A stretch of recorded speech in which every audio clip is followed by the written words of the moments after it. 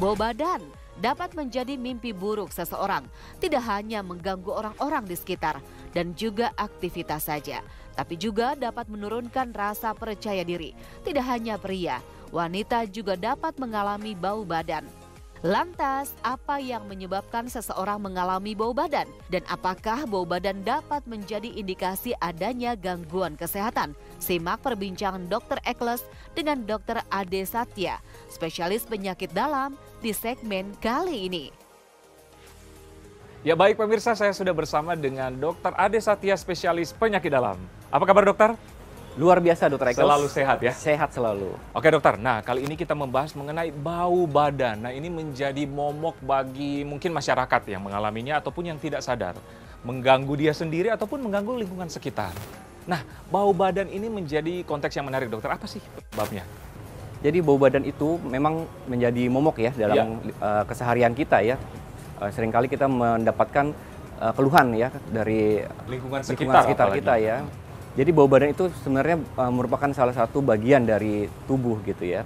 Namun dia menjadi bau yang tidak sedap ketika sudah berlebihan gitu, sudah berinteraksi dengan suatu gangguan pada tubuh itu sendiri gitu, baik secara internal ataupun secara eksternal gitu ya. Jadi secara umumnya, secara fisiologis memang tubuh itu akan mengeluarkan keringat karena adalah fungsi normal gitu. Oke, berarti berasal dari keringat? Betul, awalnya dari keringat itu sendiri gitu. Jadi dari keringat itu sendiri ketika dia keluar, dia berinteraksi dengan bakteri yang ada di kulit. Bakteri di kulit itu kita ketahui kan ada yang bakteri yang normal, ada bakteri yang tidak normal. Ya. Nah, namun apabila pertumbuhan bakteri itu tidak seimbang atau dia menjadi menjadi lebih banyak gitu ya, dia akan mengganggu sekresi dari keringat itu sendiri sehingga menghasilkan bau yang tidak sedap. Itu yang akan menjadikan masalah ya, akhirnya jadi bau badan. Jadi berhubungan gitu, dengan gitu, keringat dan bakteri di dalam tubuh ya, atau di kulit ya? Di kulit, betul. Ya. Tapi apakah ada perbedaan laki-laki lebih bau badan atau dari wanita? Katanya karena laki-laki mungkin kegiatan lebih ekstrim atau bagaimana dokter? Iya betul dokter. Memang benar kalau laki-laki lebih banyak menghasilkan keringat ya. Hal ini berkaitan dengan fisiologis dalam badan seorang laki-laki berbeda dengan pada perempuan gitu ya. Jadi fungsi dari keringat itu kan untuk membuat suhu tubuh menjadi lebih rendah gitu atau lebih normal gitu ya. Contohnya pada saat kita syuting ini gitu ya, misalnya udara panas seperti ini kan kita akan otomatis mengeluarkan keringat secara normal gitu ya. Nah pada wanita itu dia mempunyai kontrol lebih tinggi daripada laki-laki sehingga otomatis laki-laki akan lebih banyak berkeringat gitu kan. Itu faktor pertama. Faktor kedua secara gen juga memang mempengaruhi gitu ya. Ketika seseorang memiliki komposisi lemak yang lebih banyak gitu ya. Dan kita ketahui distribusi lemak pada wanita itu lebih banyak sehingga dia lebih gampang untuk menahan panas di dalam badan atau menjaga regulasi suhu tubuhnya sehingga dia tidak gampang juga berkeringat. Itu juga mempengaruhi, itu secara genetiknya juga seperti itu. Jadi udah dari sananya begitu. Udah dari sononya, gitu ya. jadi secara genetik pun berpengaruh. Ya? Untuk faktor yang lain ada lagi faktor eksternal. Faktor eksternal itu faktor yang didapat. Apa itu? Satu tadi sudah disebutkan, aktivitas. Ya kita ketahui laki-laki lebih banyak ya untuk memang tidak bisa ekstrim, lebih banyak aktivitas ekstrim.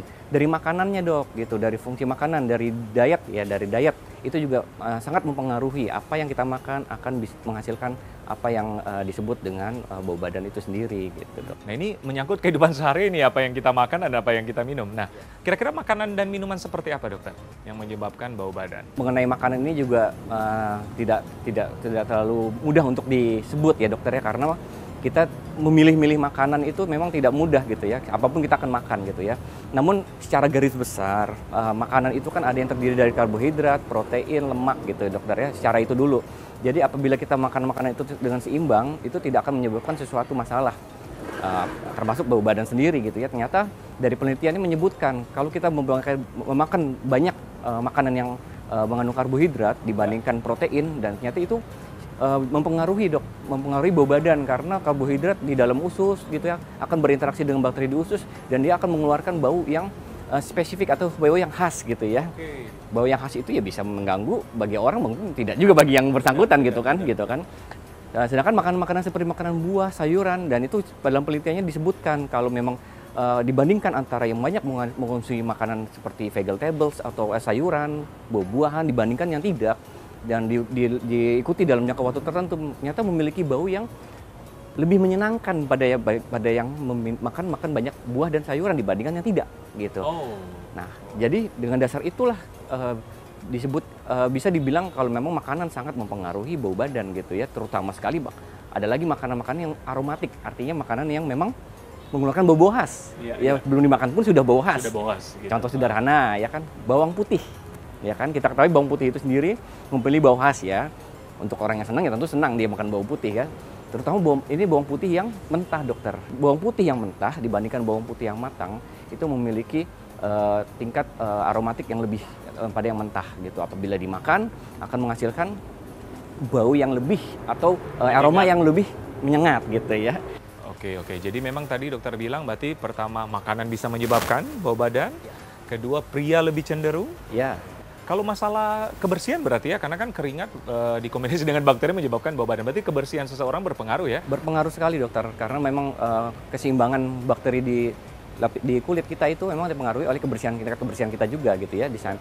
Gitu. Yang paling simpel ya harus sering mandi ya. Ya, paling tidak mandi minimal sesuai dengan anjuran lah ya, pagi dan sore gitu. Memang pada kondisi-kondisi tertentu kan memang ada ya tempat di luar sana yang memang mandinya hanya 1 kali sehari ya. Tapi kan memang situasinya tidak seperti kita di Indonesia ini. Dengan cuaca suhu yang lumayan seperti ini gitu ya.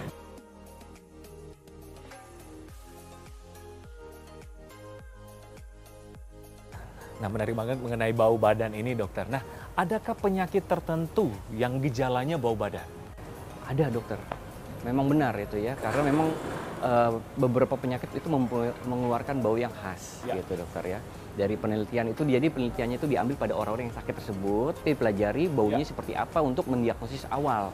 Nah, jadi ada penyakit tertentu yang diagnosis awalnya ternyata dari bau badan. Dari bau itu gitu kan, dari klinisi itu akan melihat oh ini baunya seperti ini. Makanya mungkin bisa dokter kita sering melihat ya, kok dokter ini tahu gitu ya. Mungkin ya karena itu, karena emang penelitiannya emang seperti itu dan memang setelah dibuktikan secara pemeriksaan lain dan itu terbukti emang penyakitnya tersebut. Contohnya misalnya pada pasien dengan yang paling sering nih dokter ya, pasien diabetes mellitus gitu ya. Ya, kenapa? Karena kadar gula yang tinggi gitu ya, insulin yang rendah di dalam badan sehingga badan itu memecah lemak di dalam badan. Nah, lemak di dalam badan itu menghasilkan aroma yang khas. Aroma apa? Aroma asam, dok. Disebutnya aseton gitu ya. Dan baunya itu sangat khas dan ketika kita mau sekali mencium bau itu kita akan ingat selama seumur hidup tuh biasanya, dok gitu. Dan itu gampang sekali dikenali gitu. Ada lagi misalnya pada pasien dengan gangguan ginjal gitu ya. Nah, itu juga khas banget ya? Ya, itu juga khas banget gitu, dokter. Mungkin tahu ya, selama pendidikan mungkin dikatakan ya, kita sering dikasih tahu misalnya pada kondisi tertentu itu pasien yang memiliki penyakit di organ tersebut akan memiliki bau yang mirip sama organ tersebut. Nah, pada gangguan ginjal baunya apa? Baunya jelas urium gitu, bau urin gitu ya. Itu juga khas, dok. Itu contoh-contoh sederhana dan ada lagi penyakit-penyakit yang jarang, yang langka seperti gangguan dari penyakit yang memecah enzim tertentu ya, itu akan juga memiliki bau khas ya, baunya manis, dok. Baunya bau seperti apple syrup. Nah, makanya penyakit ini disebut sindrom maple syrup gitu. Itu baunya manis gitu. Oke, baik dokter Ade. Bagaimana sih tips untuk mencegah bau badan ini, dokter? Ya, dokter Ikhlas. Jadi untuk mencegah bau badan secara umum ya, kita tentu harus menjaga kebersihan gitu kan. Menjaga kebersihan badan gitu kan. Yang kedua harus menjaga apa yang kita makan gitu ya.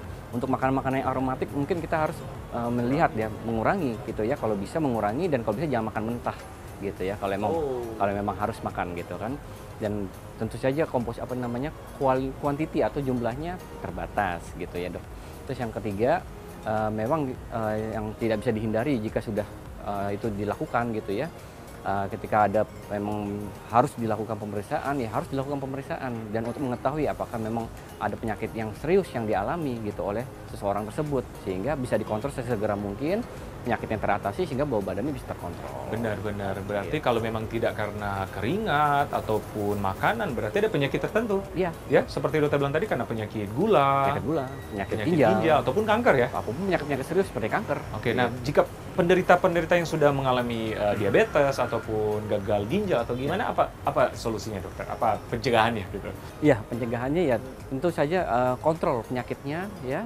Apabila memang belum segera konsultasikan ke dokternya gitu kan untuk mendapatkan kontrol gulanya baik dari intervensi secara makanan maupun secara obatnya gitu kan sehingga mendapatkan gula darah atau penyakit yang stabil, bau badannya bisa mudah-mudahan bisa teratasi gitu. Gitu. Nah, oke pemirsa, itulah perbincangan kami mengenai bau badan. Jadi memang tindakan pencegahannya seperti tadi ya, jaga kebersihan dokter, mandi secara teratur, makanan juga harus dijaga, apalagi yang konteks bawang-bawangan ya, Ya, yang aromatik. aromatik, dan bagi Anda yang memiliki penyakit-penyakit tertentu seperti gula, diabetes, ataupun penyakit ginjal, otomatis tindakan pencegahan dan kontrol secara teratur sangat diperlukan. Betul. Ya, terima kasih Dokter Ade. Sama-sama, Informasinya Dr. Ekles. sangat luar biasa. Oke pemirsa, saya Dr. Ekles bersama Dr. Ade Satya, spesialis penyakit dalam untuk Hidup Sehat Plus.